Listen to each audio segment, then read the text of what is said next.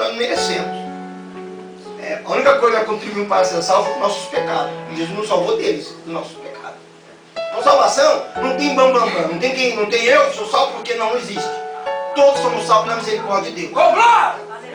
Mas agora, ter unção, ter graça, pregar e fogo cair, cantar e a glória descer, aí paga-se um preço.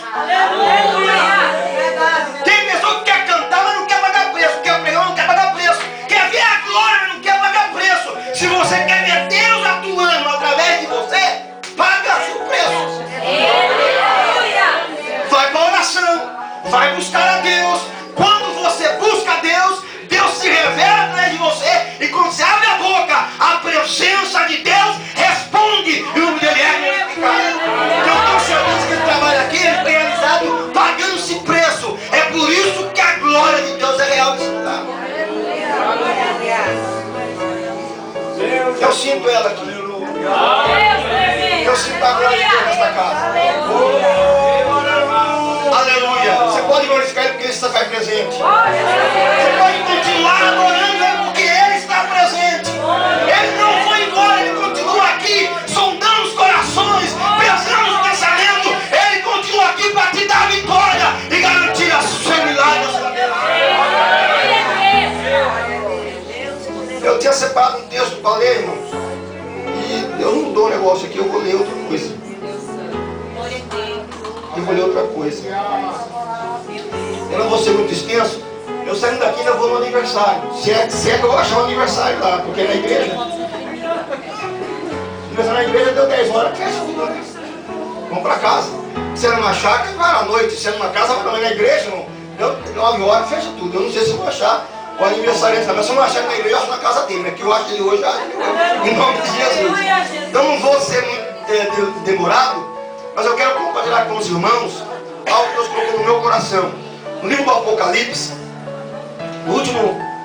no capítulo 20 e os últimos versículos desse capítulo. Vamos ficar sentado mesmo, não tem problema, fica sentado mesmo. A reverência não é na forma exterior, é na forma interior. Se você estiver atento, Deus já está falando com você. Livro do Apocalipse, capítulo 20. Eu quero ler do verso 11 ao verso 15. Simplesmente uma festividade, uma glória dessa. Esse texto. Aí, irmão, vai falar com Jesus. Aleluia! Você vai falar com Jesus. Vai reclamar comigo. A obra é dele, o reino é dele, você é dele, eu sou dele, tudo aqui é dele, ele fala o que quer. Verso 11 diz assim, ó. Então vi um grande trono branco, e o que estava sentado sobre ele, da presença dele fugiram a terra e o céu, e não se achou lugar para eles. E vi os mortos, grandes e pequenos, que estavam diante do trono. Abriu-se os livros, e abriu-se outro livro, que é o da vida. Os mortos foram julgados pelas coisas que estavam escritas nos livros, segundo as suas obras. O mar entregou os mortos que nele havia, e a morte e o além deram os mortos que nele havia, e foram julgados cada um segundo as suas obras. Então a morte e o inferno foram lançados no lago de fogo. Esta é a segunda morte. E todo aquele que não foi achado escrito no livro da vida foi lançado no lago de fogo. Aleluia! Glória a Deus! Estamos em festa. Aleluia a Deus. Mas Deus continua falando até na festa.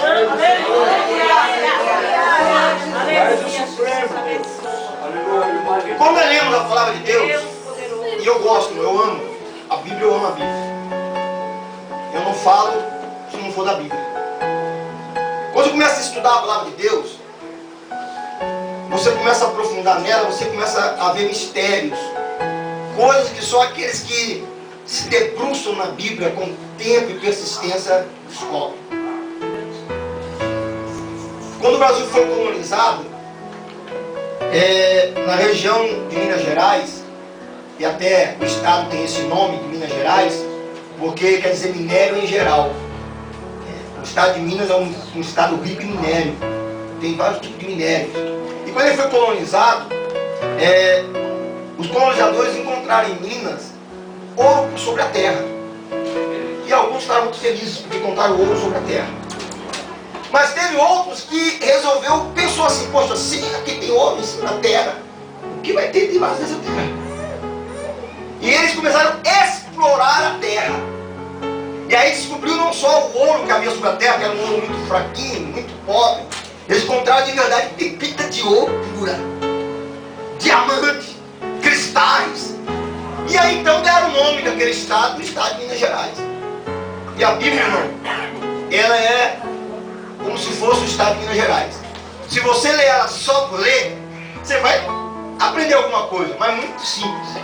Mas quando você se detém a ela, com propósito, entender o que Deus pensa a teu respeito, irmão, você encontra coisas extraordinárias. Você encontra revelações profundas. Você encontra coisas que quem vive na superficialidade da palavra não consegue entender. E nesta noite eu quero tratar com vocês sobre algo que Deus tem falado ao nosso coração através desse texto.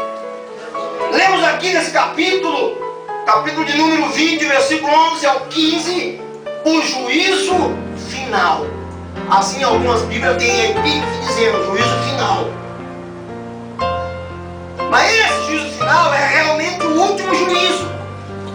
Quando você começa a examinar a Bíblia, você percebe que pelo menos há 7 juízos de Deus na Bíblia. O primeiro juízo que Deus estabeleceu foi no Jardim do Éden. Eu falo de uma forma bem rápida, porque eu quero ainda correr. Nós estamos indo até 9h15 mais 10, eu vou até 9h30, tá bom? Não tem muita palavra assim não. Primeiro juízo. Quando Deus cria o homem, Deus dá uma ordem ao homem e diz ao homem: toda árvore você pode comer livremente, mas desta árvore do conhecimento do bem e do mal, dela você não deve comer, porque no dia que você dela comer, certamente você morrerá. A palavra de Deus tinha sido liberada, a sentença tinha sido liberada, cabia ao homem obedecer à voz de Deus. Mas infelizmente, induzido pelo diabo, infelizmente, seduzido por Satanás, Eva e Adão caíram em desobediência, caíram em transgressão. Então Deus estabeleceu um juízo. E nesse juízo, o homem e a mulher foram considerados pecadores. É por isso que Paulo fala que não há quem faça o bem nunca peque. É por isso que Paulo fala que por meio de Adão entrou o pecado e a morte no mundo. Deus, sendo justo, não podia absolver o homem simplesmente dizer, não tem que estar desculpado. A justiça de Deus tinha que ser cumprida, tinha que ser satisfeita. E a justiça de Deus foi satisfeita porque quando o homem peca, a Bíblia diz que ele já perde o contato espiritual com Deus. Ele já tem uma morte que é a morte moral, que é a morte espiritual. Ele perde a comunhão com Deus, ele tem medo de Deus, ele passa a se esconder de Deus. Mas o Senhor veio para julgar a situação. E o Senhor então chama Adão, coloca um tribunal e começa o julgamento. E nesse julgamento, infelizmente, o homem foi considerado pecador, transgressor da lei. Isso pesava sobre o homem uma sentença: morte. Deus expulsou o homem do jardim e disse: você vai plantar na terra, vai colher da terra, vai comer do suor do teu rosto, até que para a terra você torne. Mas eu quero louvar a Deus, irmão, porque Deus sempre tem uma saída. E no mesmo tribunal nós vemos Deus agindo em favor do homem. A justiça de Deus é satisfeita porque Deus revela ao homem que haveria de vir um que derramaria o teu sangue para que aqueles que quisessem pudessem retornar a ter vida com Deus. Como é que Deus fez isso? Como é que Deus mostra isso? Quando Ele mata um cordeiro e o próprio Deus faz da pele do cordeiro túnica e veste Adão e Eva. O interessante é que quem vestiu Adão e Eva foi Deus, dizendo: eu já providenciei um meio, eu já providenciei uma forma de que todos que quiserem serão vestidos de justiça, todos que quiserem poderão andar de branco na minha presença, poderão me adorar em espírito e em verdade. E a Bíblia nos revela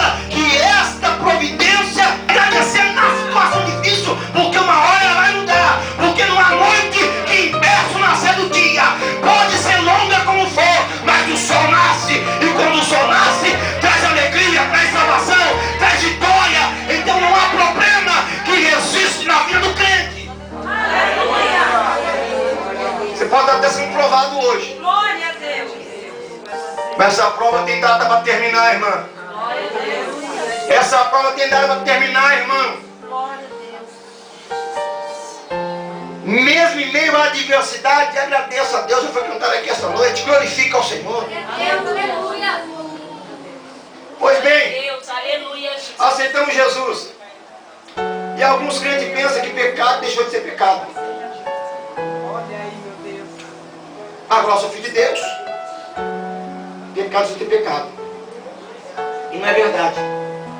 Pecado continua sendo pecado para Deus, irmão. Agora é verdade que se nós for examinar bem a Escritura, Deus não trata o crente como trata o mundo. O mundo já está condenado. Para o mundo não há esperança que não seja Jesus. Mas nós não somos mundo. Nós somos filhos de Deus. Coisa linda ser filho de Deus. Hoje somos julgados todos os dias como filho. E como filho somos disciplinados pelo Pai. Tem hora que ele aperta, irmão. Não vai te matar não, é para te dar vitória. Tem hora que as coisas estão erradas. Mas o que está dando errado aos nossos olhos não será aos olhos de Deus. É Ele modelando o nosso caráter, forjando o nosso caráter, nos fazendo nos aproximar da imagem de Jesus e nos tornarmos parecidos com Ele. Assim como o ouro é refinado no fogo, a nossa fé é provada na fornalha da aflição. Deus não está te matando, Deus não te odeia, pelo contrário, Deus está tratando, te purificando, te fazendo mais santo, te tornando semelhante a Ele, para que você herde o que Ele tem reservado para a sua vida. Então todos os dias nós como crentes somos julgados por Deus como filho. Agora filho é filho, irmão. O apóstolo Paulo diz assim, ó, que quando a igreja de Corinto se reunia para lembrar da morte do Senhor e celebrar a ceia, ele não discerniu o corpo de Jesus. E aí então Deus tinha que disciplinar eles. E alguns estavam fracos, alguns doentes, e alguns até morriam. Morriam mesmo. Desceu para a sepultura. E aí Paulo diz, sabe o que isso acontece? É Deus disciplinando vocês para vocês não serem condenados com ele. Mas irmão, eu penso assim, eu já sou salvo, tá bom. Imagina, eu já estou salvo, não quero galardão, não quero nada. Eu estou no céu. E já que eu estou salvo, sou filho de Deus, mas é o que eu quero. Cuidado. Deus trata com nossos pecados. Pensa você chegar no céu antes do tempo. Pensa que é para você viver aqui na terra 30 anos. Você viveu 10. E pela sua rebeldia, pela sua desobediência, pela sua falta de interesse de entender o que Deus quer para a sua vida, tem que arrancar você da terra antes.